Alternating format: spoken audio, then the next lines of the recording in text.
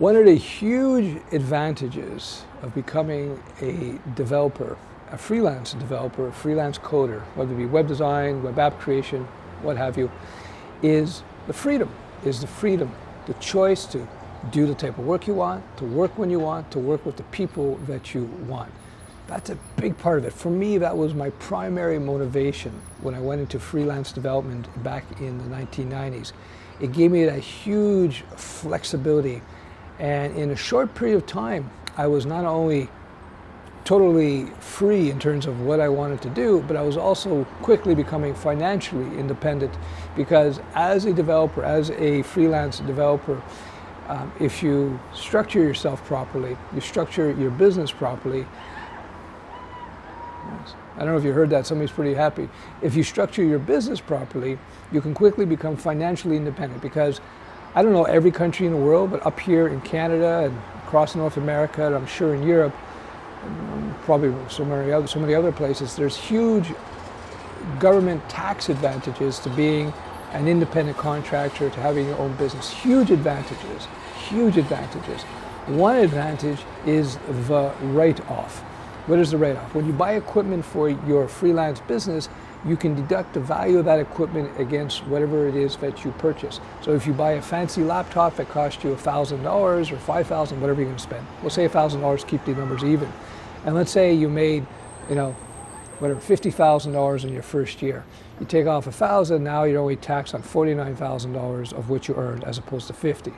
I know it might be hard to take in, but the point is that when you're a freelancer, you have your own business, you have a lot of tax advantages.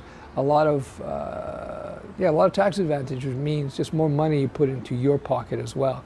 So I bought this expensive cinema camera to do these videos because the quality is better, the workflow is much better, yada, yada, yada, yada, yada. I talked about this in other videos.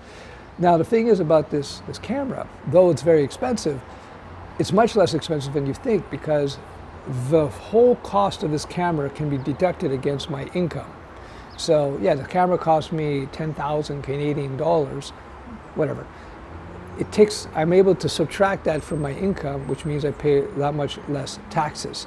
So essentially, it saves me about, I think it's about $2,000 in taxes. So the camera is actually costing me technically $8,000. I'm going to stop there, I'm getting into accounting, so I won't do it. But the point is, besides the freedom, the personal freedoms that you get with being a freelancer, independent contractor, developer, any type of contractor, developer, web designer is an easy route, that's for sure.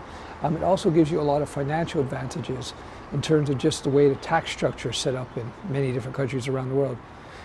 Besides the obvious that, once you establish your business as a freelancer, you can make a lot more money as a freelancer than you will working for somebody. Because remember, if a company hires you, whatever they pay you, they have to charge their clients 2 times.